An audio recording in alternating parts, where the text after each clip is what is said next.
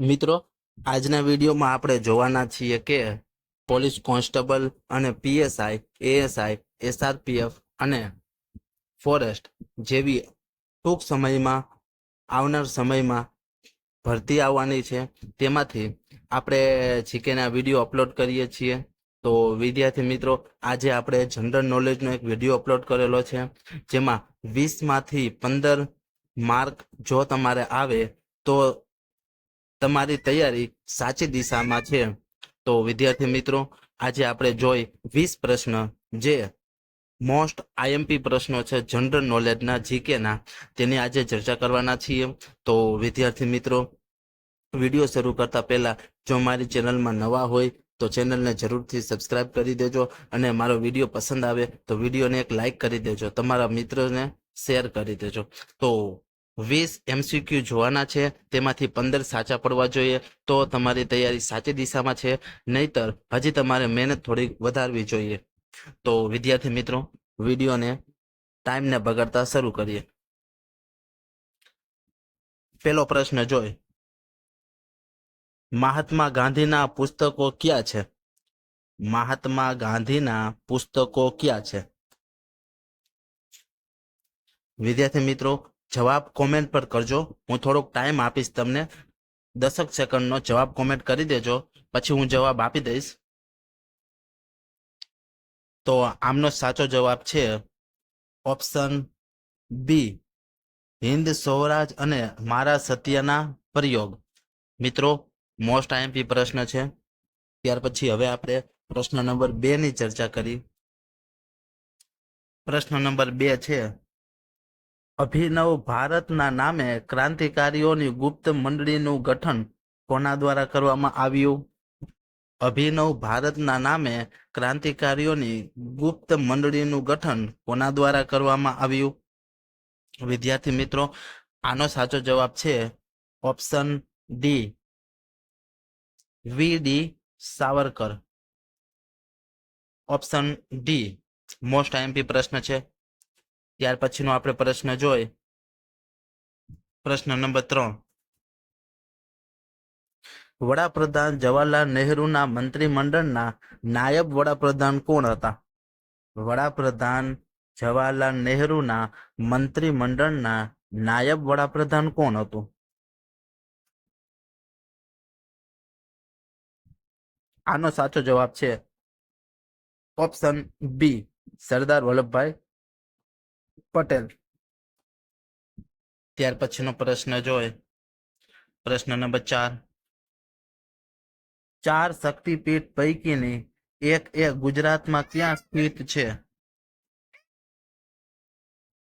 4 શક્તિપીઠ પૈકીની એક એ ગુજરાતમાં ક્યાં સ્થિત છે? સાચો જવાબ છે ઓપ્શન સી, દ્વારકામાં. ત્યાર પછીનો પ્રશ્ન જોઈ, પ્રશ્ન નંબર 5, ગુજરાતનો નીચેના પૈકી કયો સ્થળે યુનેસ્કોની વર્લ્ડ હેરિટેજ યાદીમાં સમાવિષ્ટ છે? ગુજરાતનો નીચેના પૈકી કયા સ્થળે યુનેસ્કોની વર્લ્ડ હેરિટેજ યાદીમાં સમાવિષ્ટ છે? આનો સાચો જવાબ છે ઓપ્શન ડી, ધોળાવીરા.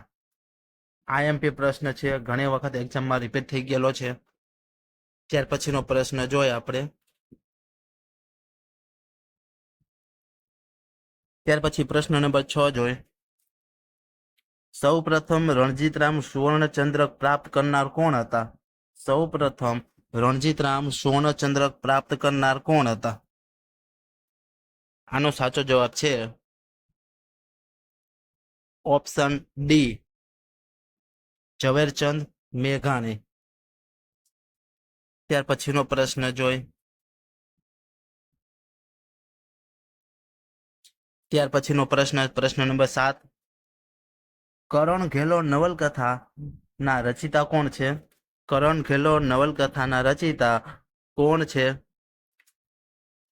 સાચો જવાબ છે ઓપ્શન બી, નંદશંકર મહેતા. ત્યાર પછીનો પ્રશ્ન જોઈ, પ્રશ્ન નંબર 8,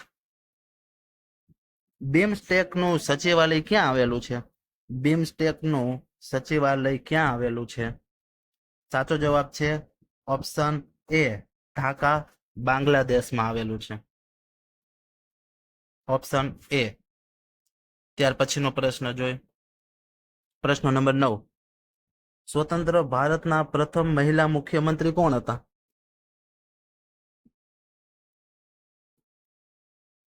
ત્યાર પછી પ્રશ્ન નંબર 9 જોઈએ. સ્વતંત્ર ભારતના પ્રથમ મહિલા મુખ્યમંત્રી કોણ છે? તેનો સાચો જવાબ છે ઓપ્શન એ સુચેતા કૃપલાણી. ત્યાર પછીનો નેક્સ્ટ પ્રશ્ન જોઈએ. પ્રશ્ન નંબર 10. પ્રશાંત મહાસાગરને ખાઈઓ પૈકી કઈ ખાઈ સૌથી ઊંડી મીટરમાં છે? પ્રશાંત મહાસાગરને ખાઈઓ પૈકી કઈ ખાઈ સૌથી ઊંડી મીટરમાં છે? સાચો જવાબ છે ઓપ્શન ડી મારિયાના ખાઈ, જેને મારિયાના ટ્રેન્ચ કહે છે. ત્યાર પછીનો નેક્સ્ટ પ્રશ્ન જોઈએ. પ્રશ્ન number 11. Doctor Rajendra Prasad award કયા ક્ષેત્રમાં આપવામાં આવે છે? સાચો જવાબ છે ઓપ્શન ડી શૈક્ષણિક ક્ષેત્રમાં જાહેર વહીવટમાં આપવામાં આવે છે. ત્યાર પછીનો પ્રશ્ન જોઈએ. પ્રશ્ન નંબર 12. એશિયાનું પ્રથમ શેર બજાર કયું છે? એશિયાનું પ્રથમ શેર બજાર કયું છે? સાચો જવાબ છે ઓપ્શન સી મુંબઈ શેર બજાર. ત્યાર પછીનો નેક્સ્ટ પ્રશ્ન જોઈ. પ્રશ્ન નંબર 13. નાટ્યશાસ્ત્ર કોને લખ્યું છે? નાટ્યશાસ્ત્ર કોને લખ્યું છે? સાચો જવાબ છે ઓપ્શન સી ભરત મુનિએ. ત્યાર પછીનો નેક્સ્ટ પ્રશ્ન. પ્રશ્ન નંબર 14. ભારતમાં રાષ્ટ્રીય એકતા દિવસ ક્યારે ઉજવાય છે? ભારતમાં રાષ્ટ્રીય એકતા દિવસ ક્યારે ઉજવાય છે? સાચો જવાબ છે ઓપ્શન ડી 31 ઓક્ટોબરના દિવસે. ત્યાર પછીનો પ્રશ્ન જોઈ. પ્રશ્ન નંબર 15. સૌરાષ્ટ્રની પ્રથમ રેલવે લાઇન કઈ હતી? સૌરાષ્ટ્રની પ્રથમ રેલવે લાઇન કઈ હતી? સાચો જવાબ છે ઓપ્શન એ ભાવનગરથી વઢવાણ. ત્યાર પછીનો નેક્સ્ટ પ્રશ્ન જોઈ. પ્રશ્ન નંબર 16. નીચે પૈકી કોણ પ્રથમ ગવર્નર જનરલ અને વાઇસરોય એમ બંને હતા? નીચે પૈકી કોણ પ્રથમ ગવર્નર જનરલ અને વાઇસરોય એમ બંને હતા? સાચો જવાબ છે ઓપ્શન સી લોર્ડ કેનિંગ. ત્યાર પછીનો પ્રશ્ન જોઈ. 17. કઈ નદી ભારતમાં 2 વાર કર્કવૃત પસાર કરે છે? કઈ નદી ભારતમાં 2 વાર કર્કવૃત પસાર કરે છે? સાચો જવાબ છે ઓપ્શન સી મહી નદી. ત્યાર પછીનો નેક્સ્ટ પ્રશ્ન. પ્રશ્ન નંબર 18. ગુજરાતની કોયલ તરીકે કોણ જાણીતું છે? ગુજરાતની કોયલ તરીકે કોણ જાણીતું છે? સાચો જવાબ છે ઓપ્શન ડી દિવાળીબેન ભીલ. ત્યાર પછીનો નેક્સ્ટ પ્રશ્ન જોઈ. 19. નીતિ આયોગના અધ્યક્ષ કોણ હતા? નીતિ આયોગના અધ્યક્ષ કોણ હોય છે? સાચો જવાબ છે ઓપ્શન સી વડાપ્રધાન હોય છે. ત્યાર પછીનો નેક્સ્ટ પ્રશ્ન જોઈ. 20. નીચે પૈકી કયા જિલ્લામાં મેંગ્રુવ જંગલો આવેલા છે? નીચે પૈકી કયા જિલ્લામાં મેંગ્રુવ જંગલો આવેલા છે? સાચો જવાબ છે કચ્છ અને જામનગર. ઓપ્શન એ મેંગ્રુવ માટે મિસ્ટી યોજના પણ લાગુ થયેલી છે. તો વિદ્યાર્થી મિત્રો, આજે આપણે 20 પ્રશ્ન જોયા જનરલ નોલેજના. તેમાંથી તમારે કેટલા સાચા પડ્યા એ તમારે કોમેન્ટ બોક્સમાં કહેવાનું છે. તો વિદ્યાર્થી મિત્રો, હવે પછી આપણે મળીએ એક નવા વિડીયો સાથે, પોલીસ કોન્સ્ટેબલના મોડેલ પેપર સાથે. તો વિદ્યાર્થી મિત્રો, ચેનલમાં સબસ્ક્રાઇબ કરવાનું બાકી હોય તો ચેનલને સબસ્ક્રાઇબ કરી લેજો.